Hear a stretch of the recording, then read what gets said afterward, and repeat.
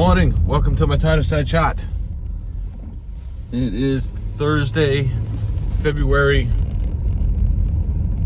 someday in February, the 23rd? No, 22nd. Feels like it should be Friday for some reason. It's been a long, interesting week.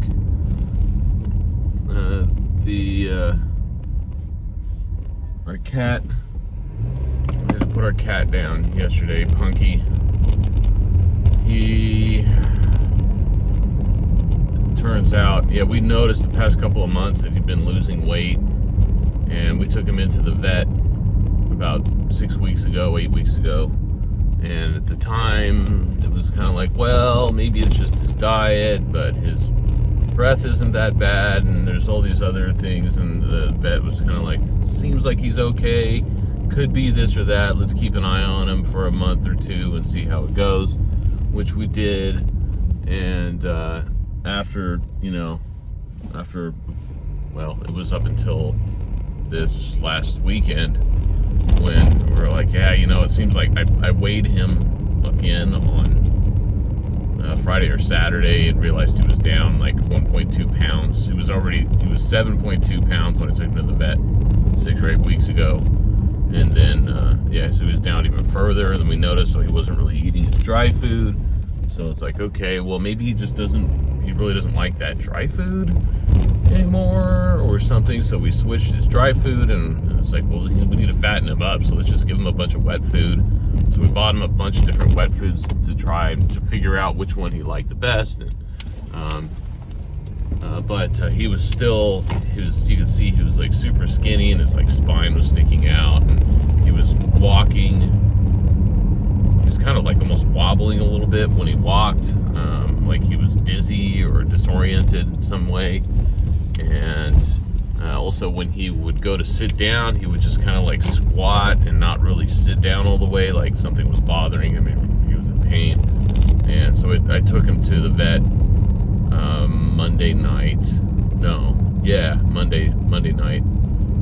and actually had them run some blood tests this time. And then Tuesday morning, they called me back with the results and said that, it looks like he had end-stage kidney failure. And which, of course, there's no real good treatment for. There's treatment for it, but all you really do is prolong the inevitable.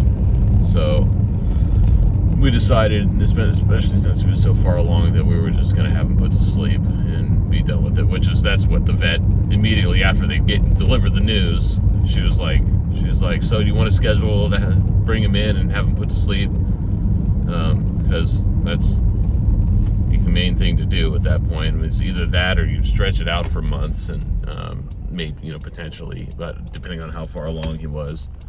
So we scheduled to bring him in.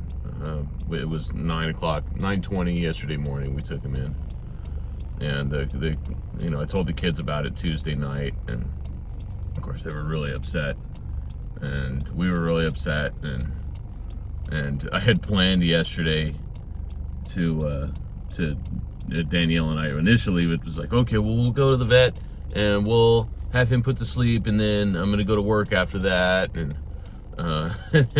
and it was a lot harder than I thought it was gonna be. I was pretty attached to that cat, it's just a cat, but but we've had him since he was like a year old, thereabouts. It was actually like my ex-girlfriend's cat, but she had like 4 cats at one point, and then she moved in with me at one point for a little while and brought the cats with her. And the other cats, one of them got hit by a car. I don't remember what happened to the other ones, but Punky was the only one left. I think the other ones ran away or something. So I've had him ever since, and since Dean was, he was almost as old as Dean, or maybe he was about the same age. And he's been around that long. The whole time that Danielle and I have been dating, he's been there. And so, and Danielle was obviously really attached to him too. So it's weird. And then we did that, and I wound up not going to work yesterday. Actually, because my boss told me, he was like, "You feel free to take the day off if you want."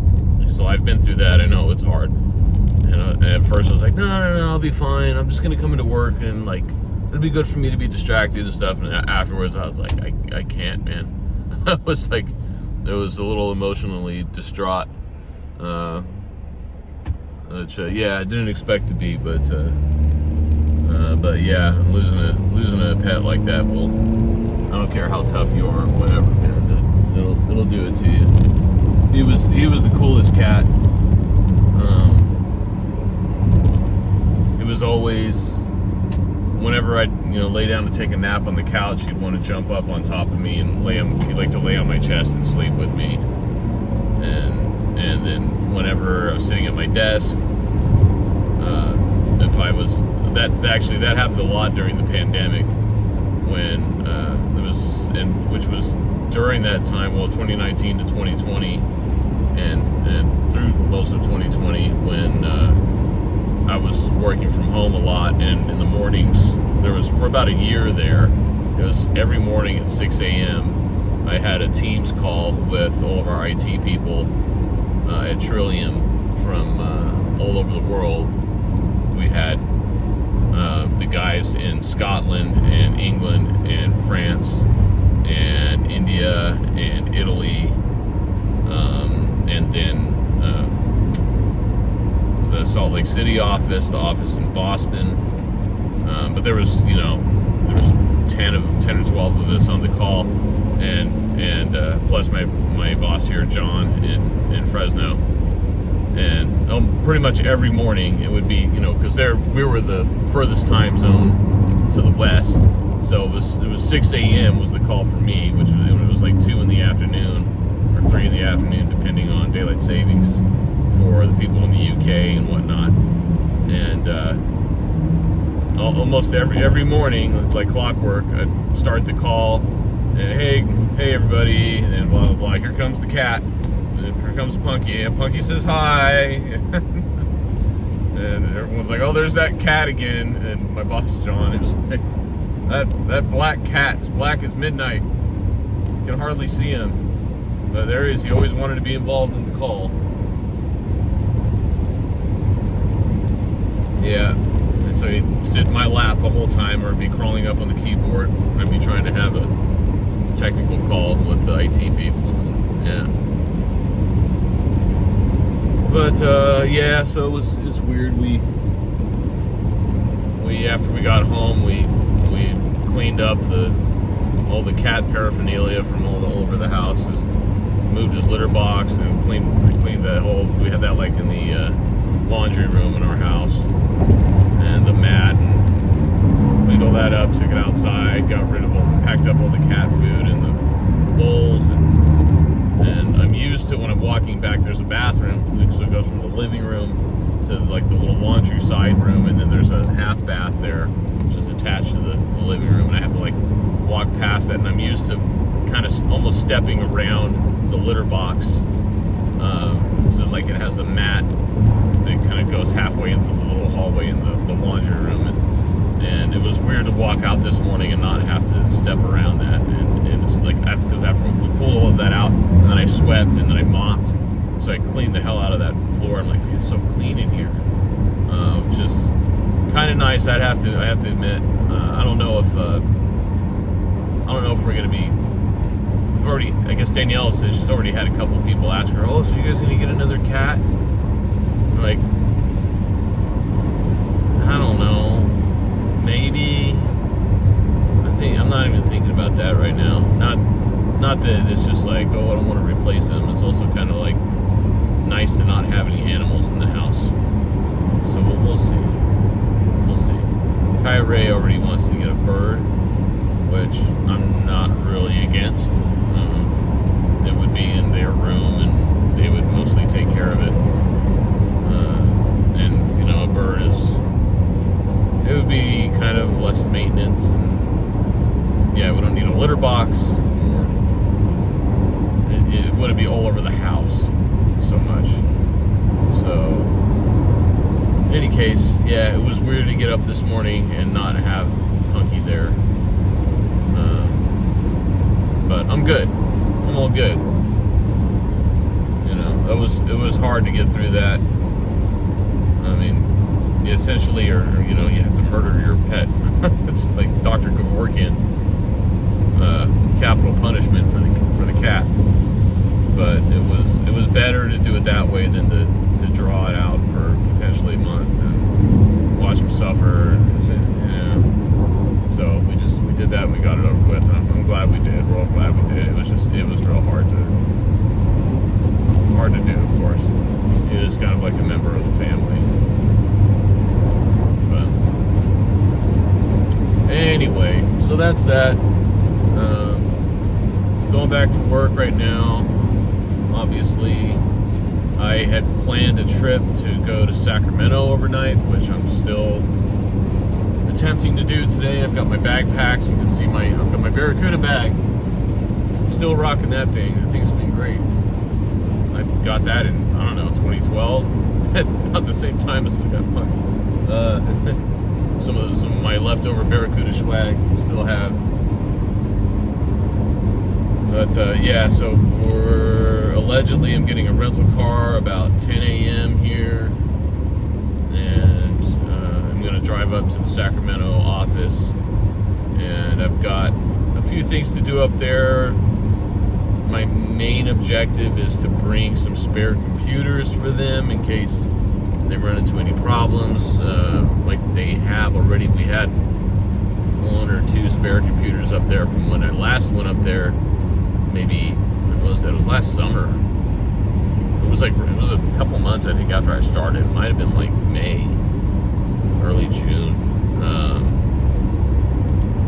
when we went up there. Yeah, but yeah, we had a couple spare computers, and then like that way, if someone has a serious problem, they can just swap their computer out, and we set up all their user accounts and everything, which takes like 20 minutes.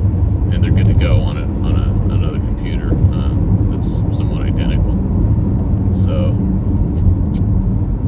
that's what we're doing. I'm going to bring a couple of those. Oh yeah, and then I've got to. The other main thing is I'm setting up the conference room up there with the new Teams integrated equipment that I've had sitting in a box in the closet here in the Clovis office for 2 or 3 months, maybe. Yeah, when did I get that stuff? Might have been like October. So, but finally getting around to going up there and then just checking in on them and seeing if there's any other issues they have that they need addressed. Just kind of paying a visit and saying, hey, I haven't forgotten about you. I've been to Vegas like 3 times in the past 6 months, but had yet to go back to Sacramento. So yeah, so that'll be interesting. I'm gonna stay the night there. What's cool is where the office is. It's right by the river, and then like the hotel you stay at, it's right across the parking lot. So I can just like park at the office or park at the hotel, and then just walk across the parking lot to where the office is, and in the morning, and go back and forth. So it makes it really easy. So and my boss Doug isn't going with me this time, so which I'm looking forward to. It's, you know, yeah, when we've gone to Vegas, I'm usually of the type, yeah, fight like just like before when I was at Trillium, when I was going to Houston, I like to, if it's usually just me, and I'm there for 3. Okay, I've got 3 full days. I've got to do 2 days in this office, and I've got all this work to do, and I got 1 full day I can do in the other office, and I've got all this work to do. So I'm only here for a few days, and I only have so much time. Especially, well, it was harder then because I'd always have a plane to catch on the way back, and I had to leave. I had a cutoff point, a strict cutoff point, to where I had to, you know, be at the airport. At this point, I just have a rental car, and I can kind of drive back as I need to, so a little more flexibility. But I've got so much stuff I want to do, and if it's just me there, and I want, you know, and I was like, you know, I'm just fine. I'm going to stay at the office and work on this thing until 7 or 8 o'clock tonight, and then I'll go back to the hotel, and then I'll get up in the morning and I'll come in at 6 a.m. and keep working or whatever schedule I want to do, as opposed to when I go with someone else, sometimes they're like, it's Saturday and we worked for 2 hours already. That's enough. I'm tired. Let's go get lunch or dinner or whatever. And I'll be like, oh, really? But there's more stuff I could be doing. We can get that next time. Like, yeah, but